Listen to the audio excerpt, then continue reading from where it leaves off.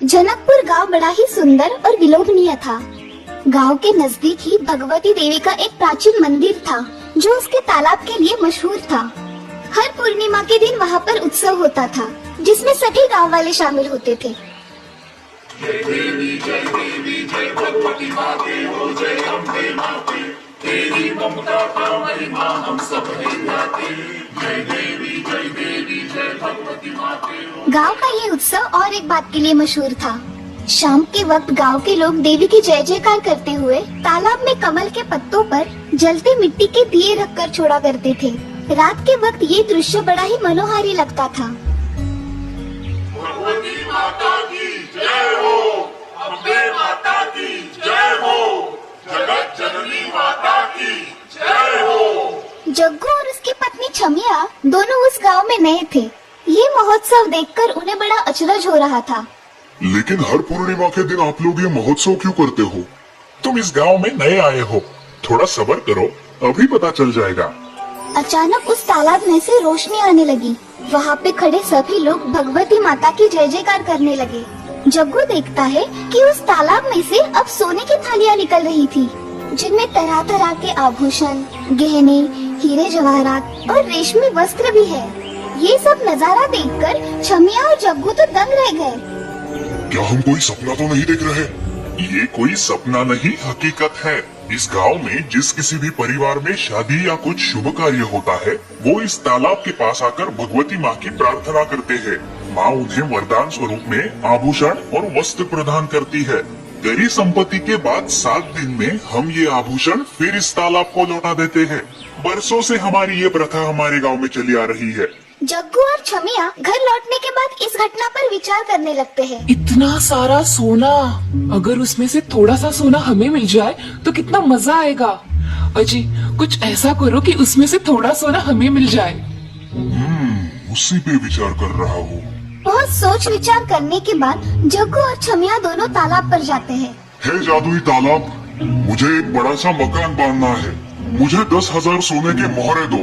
जग्गू अब राह देखने लगता है लेकिन तालाब में कोई हलचल नहीं होती। उसकी पत्नी छमिया उसके कानों में कुछ फुसफुसाती है। ऐसे कुछ ना होगा, कुछ अलग तरीका अपनाना होगा। तुम ठीक बोल रही हो। हे जादुई तालाब, 2 दिन में मेरे बहन की शादी होने वाली है। मुझे तुम्हारी मदद की जरूरत है। है? लेकिन तुम्हें तो बहन है ही नहीं। फिर ये इस तालाब को थोड़ी ही ना पता होगा।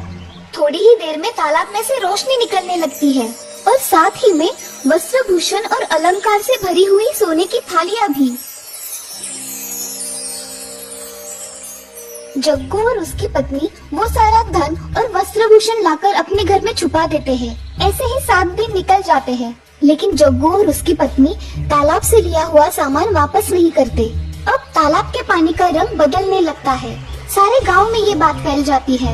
सब गांव वाले तालाब के किनारे जमा हो जाते हैं जिनमें जग्गू और छमिया भी है। कुछ तो गड़बड़ है। लगता है किसी ने तालाब से लिया हुआ सामान वापस नहीं किया है।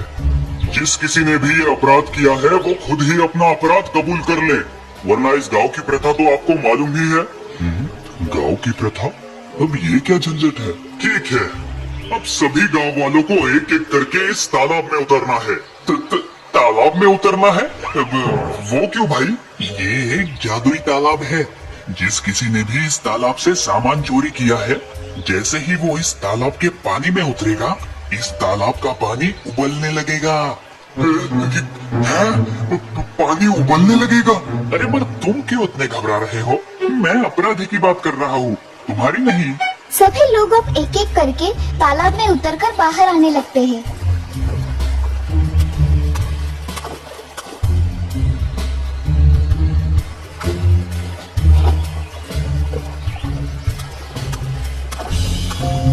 जैसे ही जग्गू की बारी आती है वो घबरा के कांपने लगता है। छमिया, तुम भी चलो ना मेरे साथ। मैं क्यों? चोरी तो आप ही ने की थी, अब आप ही भुगतो। पर तुम्हारे कहने पर ही तो की थी। क्या खुसर फुसर चल रहा है तुम दोनों का? जग्गू, जाओ जल्दी पानी में उतरो, हमारा समय बर्बाद मत करो। जग्गू डरता हुआ तालाब में उतरता है और तालाब के बीच में जाकर खड़ा हो जाता है। जैसे ही वो तालाब में उतरता है, तालाब का पानी उबलने लगता है। अरे बाप रे, ये पानी तो गर्म है। पानी अब तेजी से उबलने लगता है और जग्गू चिल्लाने लगता है। ओए ओए, अरे मर गए रे, अरे कोई मुझे बाहर निकालो, और थोड़ी देर इस पानी में रहूंगा तो मेरा बैंगन का भरता बन जाएगा। अरे बचाओ, कोई मुझे बचाओ। छमिया, ओ छमिया, कहाँ गई तुम? मुखिया जी, मेरे पति को बचाइए। हम मानते हैं कि गलती हमारी ही है, हमने ही सामान चुराया था। मुखिया जी के कहने पर गांव वाले रस्सी फेंककर जग्गू को तालाब से बाहर निकालते हैं। तुम दोनों ने हमारे विश्वास को तोड़ा है। अब तुम दोनों इस गांव में नहीं रह सकते। तुम्हें इस गांव से निष्कासित किया जाता है। जग्गू और छमिया उस तालाब में से चुराया हुआ सामान लौटा देते हैं और गांव को हमेशा हमेशा के लिए छोड़कर चले जाते हैं। खीराम नाम का एक आदमी हमेशा दुखी और मायूस ही रहता था। वो जो कोई भी काम हाथ में लेता, उसका नतीजा हमेशा बुरा ही होता।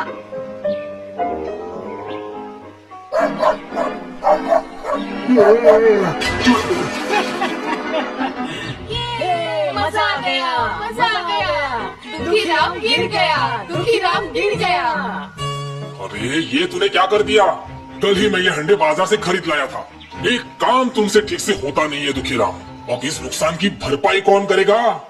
जी मालिक, मेरी तनख्वाह से काट लेना। तेरी तनख्वाह? नहीं बाबा, तुझे झेलना हमारे बस की बात नहीं। जो भी काम हाथ में लेता है उसका सत्यानाश ही होता है। तू निकल यहाँ से, चल निकल। बेचारा दुखीराम निराश होकर वहाँ से निकल जाता है। वो अपने आप को कोसने लगता है। ये भी कोई जिंदगी है? कुछ भी ठीक नहीं हो रहा है। सभी लोग मुझे बुद्धू और बेवकूफ समझते हैं। हर कोई मुझे टोकता है, कोसता है। ऐसी जिंदगी से तो मरना ही बेहतर होगा। दुखीराम ऐसा सोचते हुए जंगल में आ पहुँचता है। वो देखता है कि एक बड़ा सा जलप्रपात पहाड़ों से नीचे गिर रहा है। वो उस पहाड़ की चोटी तक पहुँचता है। मेरे इस दुखी जीवन का अंत करना ही उचित होगा। दुखीराम उस पहाड़ की चोटी से नीचे कूदने का मन बना लेता है कि तभी किसी की आवाज उसके कानों पर पड़ती है। अरे रुक जाओ बेटा, रुको।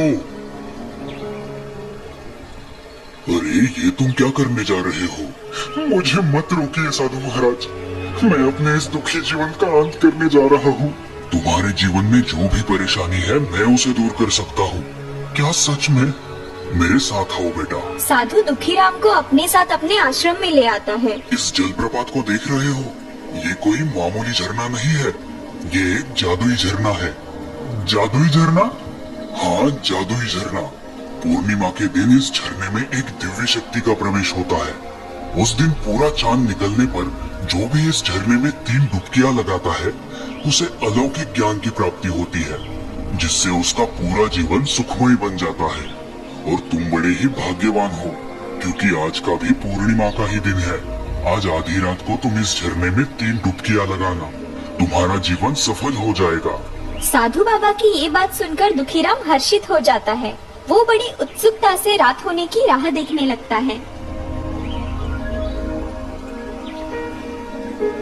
वाह, क्या अद्भुत नजारा है। झरने से तो मानो जैसे रोशनी निकल रही है। मैंने कहा ना, पूर्णिमा के दिन इसमें एक अलौकिक शक्ति आ जाती है। अब देर ना करो, जाओ और इस झरने के पानी में 3 डुबकियां लगाओ।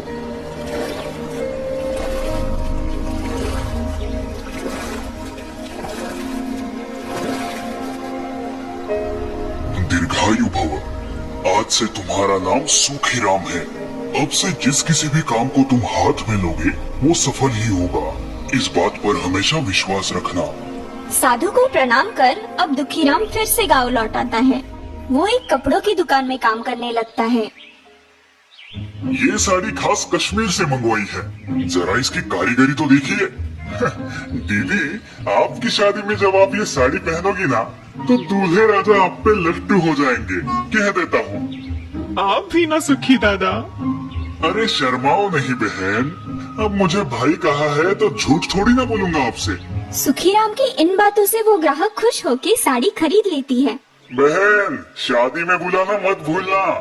भला आपको कैसे भूल सकती हूँ? सुखीराम सभी ग्राहकों से ऐसी ही मीठी मीठी बातें करता था। थोड़े ही दिनों में उस दुकान में ग्राहकों की भीड़ होने लगी। दुकानदार सुखीराम के काम से बड़ा ही प्रसन्न था। सुखीराम, जब से तुम जंगल से लौट के आए हो बहुत ही बदल गए हो। पहले तो तुमसे एक काम ठीक से ना होता था और अब ये इतना परिवर्तन कैसे हुआ भाई? आखिर राज क्या है? बस भगवान की कृपा है मालिक। जल्द ही सुखीराम ने कारोबार की सारी बातें सीख ली और बाजार में अब खुद के कपड़ों की दुकान भी शुरू की। उसकी शादी भी हो गई और अब उसे एक बेटा भी था। अपने जीवन में आया ये परिवर्तन देख सुखीराम बड़ा ही खुश था। सच में उस जादुई झरने ने तो मेरी किस्मत ही बदल दी। अगले पूर्णिमा के दिन मैं अपने पूरे परिवार के साथ उस झरने के दर्शन करने जाऊंगा। और अगले ही सप्ताह सुखीराम पूर्णिमा के सुनहरे अवसर पर साधु महाराज के आश्रम पहुंचा। साधु बाबा, आपके और उस जादुई झरने की कमाल से मेरा जीवन सफल हो गया। जादुई झरना? कौन सा जादुई झरना? यहाँ पे तो कोई जादुई झरना नहीं है। अरे ये क्या, इस आश्रम के बाहर जो जलप्रपात है मैं उसी के बारे में बात कर रहा हूँ। क्या आपको याद नहीं? मैं सुखीराम हूँ।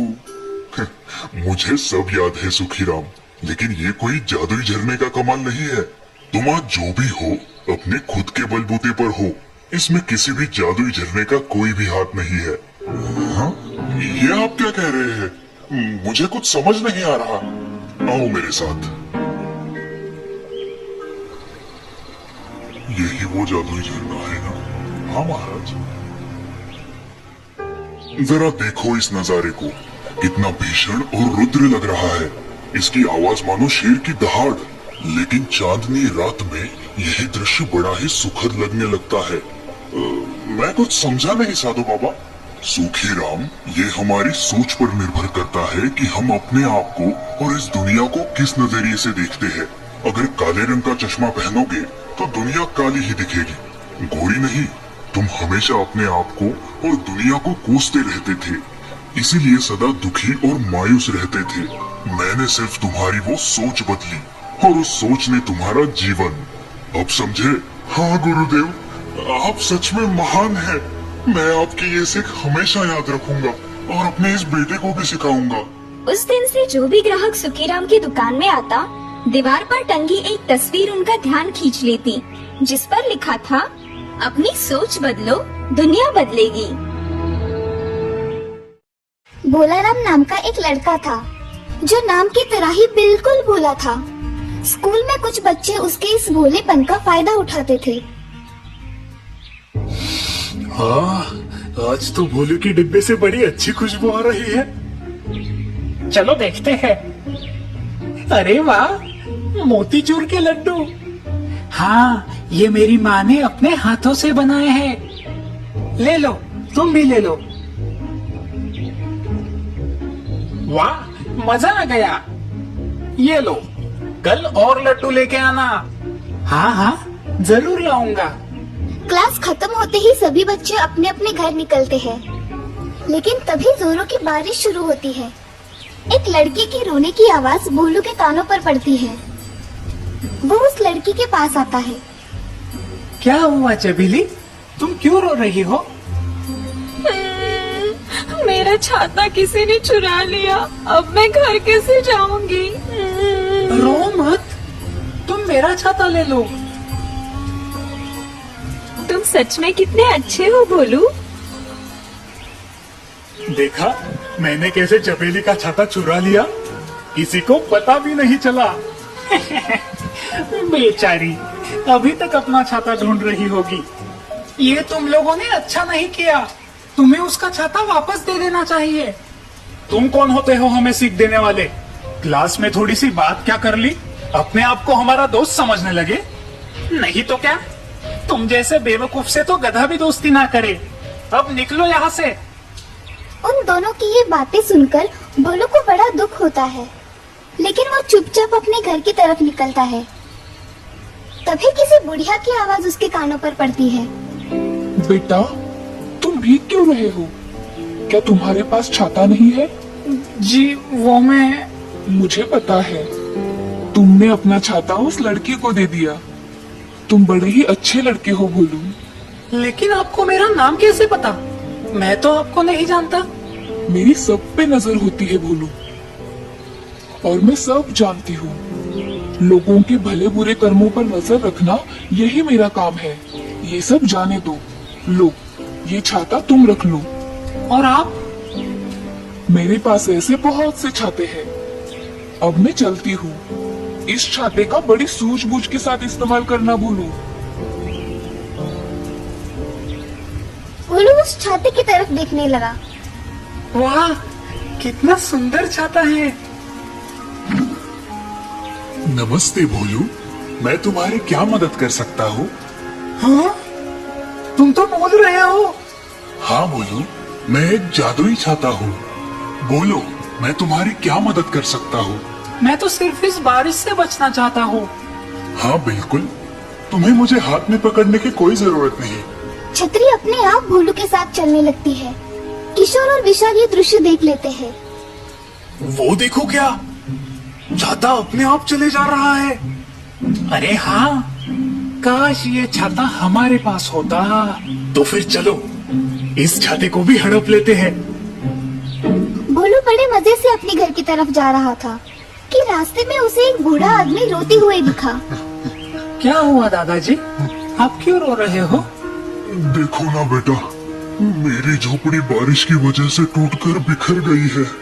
अब मैं ठहरा बूढ़ा आदमी, मुझ में इतनी शक्ति नहीं कि मैं इसे फिर से बनाऊं। क्या मैं आपकी कुछ मदद कर सकता हूँ? तुम तो बहुत छोटे हो बेटा, लेकिन तुम्हारी मदद के लिए शुक्रिया। काश इन्हें एक नया मकान मिल जाता। भोलू के इतना कहते ही उस झोपड़ी की जगह एक सुंदर सा मकान खड़ा हो जाता है। दादाजी खुश होकर भोलू को आशीर्वाद देते हैं। भोलू छाते को बंद करके आगे बढ़ता है। अरे, ये तो कोई जादुई छाता है। वे दोनों भोलू के पास आ पहुँचते हैं। बोलो जरा सुनो तो, तुम सही कह रहे थे। हमें चबेली का छाता नहीं चुराना चाहिए था। हाँ, चोरी करना पाप होता है किशोर। ये लो, तुम उसे ये छाता वापस कर दो। अपने छाते को देखकर चबेली खुश हो जाएगी। तुम्हारा शुक्रिया किशोर। तुम्हारे हाथ में ये जो छाता है वो बड़ा सुंदर है। क्या हम इसे देख सकते हैं? हाँ हाँ, क्यों नहीं। ये लो। हमने तो तुम्हें चबेली का छाता दे दिया, अब बदले में तुम हमें क्या दोगे? मैं तुम्हें क्या दे सकता हूँ? तुम्हारा ये छाता बड़ा ही सुंदर है, ये छाता हम रख लेते हैं। लेकिन ये तो मेरा छाता है नहीं था, अब ये हमारा है। नहीं नहीं, तुम ऐसा नहीं कर सकते। मुझे मेरा छाता वापस दे दो। अगर हिम्मत है तो इसे हमसे लेके दिखाओ। वे दोनों भोलू पर हंसने लगते हैं। तभी वो बुढ़िया वहाँ पर आ जाती है। तुम दोनों उस बेचारे बच्चे को क्यों तंग कर रहे हो? उसे उसका छाता लौटा दो। ए बुढ़िया, चल खिसक यहाँ से, वरना इसके साथ तेरी भी पिटाई हो जाएगी। मैं तुम्हें आखिरी बार चेतावनी देती हूँ, उसे उसका छाता लौटा दो। वरना क्या करेगी तू? मारेगी हमें? कुछ ऐसा ही समझो। चलो पहले इसे ही सबक सिखाते हैं। सुनो जादुई छाते, इस बुढ़िया और भोलू को यहाँ से भगा दो।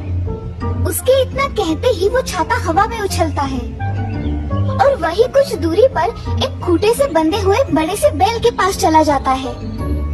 छाता उस बैल को खूंटे से आजाद करता है। बैल किशोर और विशाल की तरफ गुस्से से देखता है और दौड़ता हुआ उनकी तरफ बढ़ने लगता है। अरे, ये तो हमारी तरफ ही आ रहा है। भागो! वे दोनों वहाँ से भागने लगते हैं, लेकिन बैल उनके पीछे ही पड़ जाता है। ये देखकर भोलू हंसने लगता है। इनकी अकल अब ठिकाने आ जाएगी। भोलू, तुम अच्छे लड़के हो, लेकिन इतना भी भोलापन अच्छा नहीं जिससे अपना ही नुकसान हो, समझे? जी दादी माँ, मैं ये बात हमेशा याद रखूंगा। बुढ़िया वो छाता फिर से भोलू को दे देती है और भोलू मुस्कुराते हुए अपने घर की तरफ निकलता है। तो दूसरी तरफ बचाओ, बचाओ, ये कोई हमारा बचाओ, बचाओ।